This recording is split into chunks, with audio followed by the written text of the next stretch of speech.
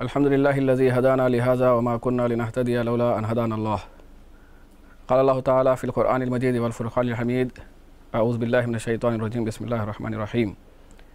يا أيها الذين آمنوا كتب عليكم الصيام كما كتب على الذين من قبلكم لعلكم تتقون.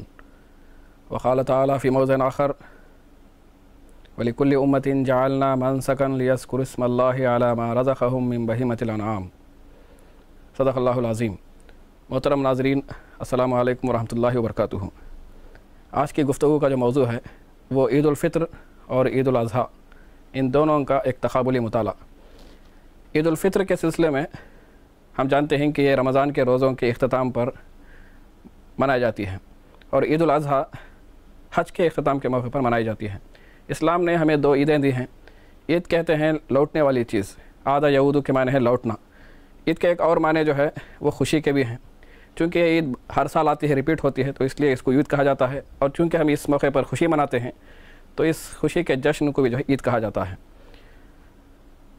عید الفطر اور عید الاضحیٰ، ان دونوں کے سلسلے میں قرآن مجید کی رہنمائی ہمارے سامنے موجود ہے. رمضان کے روزوں کے حوالے سے قرآن نے سورہ بقرہ کے اندر آیت نمبر 183 سے 193، اور پھر یہاں پر حج اور پھر عید الاضحیٰ کے حوالے سے قرآن مجید نے سورہ حج کے اندر آیت نمبر 34 سے آیت نمبر 41، ان دو مقامات پر اللہ تعالیٰ نے کئی باتیں بیان کی ہیں. ان دونوں کا جب ہم مطالعہ کرتے ہیں تو محسوس ہوتا ہے کہ دونوں کے اندر سملیرٹیز پائی جاتی ہیں، یکسانیت پائی جاتی ہے. سب سے پہلی بات جو سامنے آتی ہے وہ یہ ہے کہ روزوں کا جو معاملہ ہے، روزے جو فرض اللہ نے کیے وہ گزشتہ امتوں پر بھی روزے فرض کیے گئے تھے. روزے جو فرض ہوئے وہ کوئی نئی چیز، کوئی نیا طریقہ نہیں دیا گیا، بلکہ اس سے پہلی امتوں پر بھی روزے فرض کیے گئے تھے. قرآن نے کہا کہ کتب علیکم الصیام کما کتب علی الذین من قبلکم لعلکم تتقون. اے لوگوں جو ایمان لائے ہو، تم پر روزے فرض کیے گئے جس طرح اس سے پہلی امتوں پر بھی فرض کیے گئے تھے، شاید کہ تمہارے اندر تقویٰ پیدا ہو. اسی طرح کی بات اللہ تعالیٰ نے قربانیوں کے سلسلے میں بیان فرمائی سورہ حج کی آیتوں کے اندر. وہاں پر کہا گیا کہ وَلِكُلِّ أُمَّةٍ جَعَلْنَا مَنْسَكًا لِيَذْكُرُوا اسْمَ اللَّهِ عَلَىٰ مَا رَزَقَهُم مِّن بَهِيمَةِ الْأَنْعَامِ، کہ ہم نے ہر امت میں قربانی کا ایک قاعدہ مقرر کیا ہے تاکہ جو جانور اللہ تعالیٰ نے انہیں بخشے ہیں ان پر اللہ کا نام لیا جا سکے. تو پہلی بات جو سامنے آتی ہے وہ دونوں کی جو فرضیت ہوئی ہے یا پھر دونوں کا جو حکم ہوا ہے اس کا تعلق پچھلی امتوں میں بھی رہا ہے، اس کا طریقہ پچھلی امتوں میں رہا ہے، یہ کوئی نئی چیز نہیں ہے. دوسری بات جو ہمارے سامنے آتی ہے وہ اللہ تعالیٰ نے دونوں عیدوں کو دو بڑی عبادات کے ساتھ جوڑ کر رکھا ہے. عید الفطر کا اہتمام ہم جانتے ہیں کہ رمضان کے روزوں کے اختتام پر عید الفطر منائی جاتی ہے، اور یہاں حج کے فریضے کے اختتام پر قربانی کے ذریعے ہم دیکھتے ہیں کہ عید الاضحیٰ منائی جاتی ہے. تو دونوں کو اللہ تعالیٰ نے بڑی عبادتوں کے ساتھ ان کو جوڑ رکھا ہے. تیسری بات جو سملیرٹی کے طور پر ہمارے سامنے آتی ہے وہ تقوی کی آبیاری.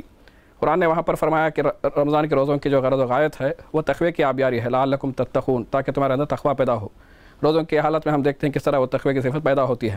یہاں پر اللہ نے فرمایا کہ لَن يَنَالَ اللَّهَ لُحُومُهَا وَلَا دِمَاؤُهَا وَلَٰكِن يَنَالُهُ التَّقْوَىٰ مِنكُمْ، کہ ان قربانیوں کے ذریعے اللہ کو نہ ان جانوروں کا خون پہنچتا ہے، نہ گوشت پہنچتا ہے، بلکہ تقویٰ پہنچتا ہے. وہ تمہاری جانب سے اللہ کو تقویٰ پہنچنے والی چیز ہے.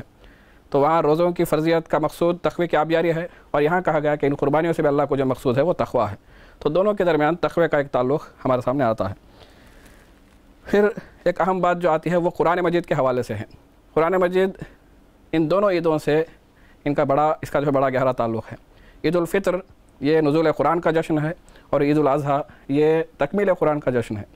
وہاں ہم دیکھتے ہیں کہ شہر رمضان الذی انزل فیہ القرآن، رمضان وہ مہینہ ہے جس میں قرآن نازل کیا گیا. اور یہاں ہم دیکھتے ہیں حضرت عمر فاروق رضی اللہ عنہ کی ایک روایت کے حوالے سے کہ جو تکمیل قرآن کی آیت ہے الیوم اکملت لکم دینکم واتممت علیکم نعمتی ورضیت لکم الاسلام دینا، اس کے حوالے سے ایک بات آتی ہے کہ دراصل یہ عید الاضحیٰ تکمیل قرآن کا جشن ہے. ایک موقع پر ایک یہودی نے حضرت عمر فاروق رضی اللہ عنہ سے گفتگو کی کہ اے امیر المومنین، تمہارے قرآن میں ایک ایسی آیت ہے جو اگر ہمیں مل جاتی تو ہم اس موقع کو عید کے طور پر مناتے. حضرت عمر فاروق رضی اللہ عنہ نے پوچھا کہ آخر وہ کون سی آیت ہے؟ تو اس نے کہا کہ الیوم اکملت لکم دینکم واتممت علیکم نعمتی ورضیت لکم الاسلام دینا. حضرت عمر فاروق رضی اللہ عنہ نے فرمایا کہ ہم اچھی طرح جانتے ہیں کہ یہ جو آیت ہے کہاں نازل ہوئی، کب نازل ہوئی، اور نبی اکرم صلی اللہ علیہ وسلم کہاں تھے. آپ نے فرمایا کہ وہ جمعہ کا دن تھا، اور اللہ کے رسول صلی اللہ علیہ وسلم عرفہ کے موقع پر حج کی ادائیگی میں تھے، اور وہاں پر آپ قیام پذیر تھے. اس کا مطلب ہے کہ اس کے دوسرے دن اللہ تعالیٰ نے عید الاضحیٰ کے طور پر اس کے اہتمام کی جو تلقین فرمائی ہے. تو عید الفطر نزول قرآن کا جشن ہے، اور عید الاضحیٰ تکمیل قرآن کا جشن ہے.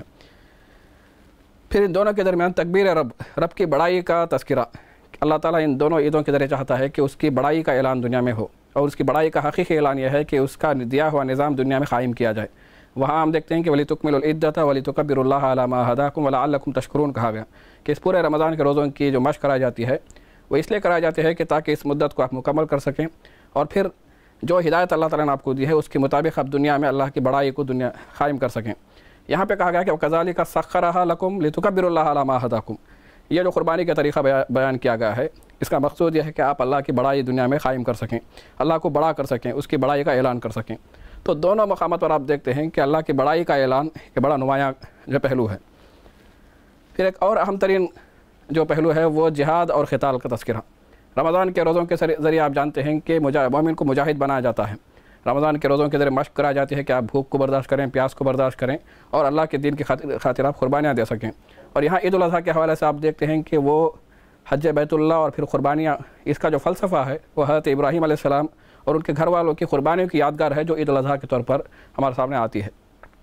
تو بتانا مقصود یہ ہے کہ ان دونوں کے ذریعے اللہ تعالیٰ چاہتا ہے کہ مسلمانوں کے اندر وہ مجاہدی کی اسپرٹ پیدا ہو اور کنٹریبیوٹ کرنے کی، محنت کرنے کی، اسٹرگل کرنے کی جو ہے اسپرٹ پیدا ہو۔ اب کس مقصد کے لیے جدوجہد کی جائے اور پھر اسٹرگل کی جائے اس کا تذکرہ آپ کو ملے گا وہ اقامت دین کے حوالے سے، غلبہ دین کے حوالے سے۔ رمضان کی جو آیتیں آئی ہیں وہاں پر کہا گیا کہ وَقَاتِلُوهُمْ حَتَّىٰ لَا تَكُونَ فِتْنَةٌ وَيَكُونَ الدِّينُ كُلُّهُ لِلَّهِ، کہ قتال کرو ان کے ساتھ جو تمہارے ساتھ قتال کرتے ہیں یہاں تک کہ اللہ کا دین کل کا کل اللہ کا دین ہو جائے اور فتنہ باقی نہ رہے۔ تو غلبہ دین کی بات اللہ تعالیٰ نے وہاں پر رمضان کے روزوں کے بعد ان کی اس آیتوں کے بعد اللہ تعالیٰ نے بیان فرمایا ہے۔ اسی طرح کی بات یہاں پر اللہ نے فرمایا سورہ حج کے اندر کہ وَلَيَنْصُرَنَّ اللَّهُ مَن يَنْصُرُهُ إِنَّ اللَّهَ لَقَوِيٌّ عَزِيزٌ الَّذِينَ مَكَّنَّاهُمْ فِي الْأَرْضِ أَقَامُوا الصَّلَاةَ وَآتَوُا الزَّكَاةَ وَأَمَرُوا بِالْمَعْرُوفِ وَنَهَوْا عَنِ الْمُنكَرِ، کہ اللہ تعالیٰ جو یقیناً ان لوگوں کی مدد کرے گا جو اس کی مدد کرتے ہیں۔ اور پھر وہاں پر یہ بھی کہا گیا کہ جو اگر ہم ان کو زمین میں اقتدار بخشتے ہیں تو وہ زمین میں نماز قائم کرتے ہیں، زکوٰۃ دیتے ہیں، اور پھر اچھائیوں کا حکم دیتے ہیں، برائیوں سے روکتے ہیں۔ تو دونوں عیدوں کے حوالے سے جو پیغام ہمیں ملتا ہے وہ اللہ کے دین کی اقامت کے لیے جدوجہد کی جائے، اس کے لیے مجاہدانہ اسپرٹ پیدا کی جائے، اس کے لیے تقوی کی اسپرٹ پیدا کی جائے، اور یہ نزول قرآن اور تکمیل قرآن کا جشن ہے۔ ان چیزوں کو ہم سامنے رکھیں گے تو محسوس ہوتا ہے کہ ہم واقعی معنوں میں جہاد کے لیے تیار ہو سکتے ہیں، اور پھر ان عیدوں کے ذریعے ہم اپنے اندر مجاہدانہ اسپرٹ پیدا کرتے ہوئے اللہ کے دین کی خاطر جدوجہد کر سکتے ہیں۔ ربنا تقبل منا انک انت السمیع العلیم وتب علینا انک انت التواب الرحیم، وآخر دعوانا الحمد للہ رب العالمین۔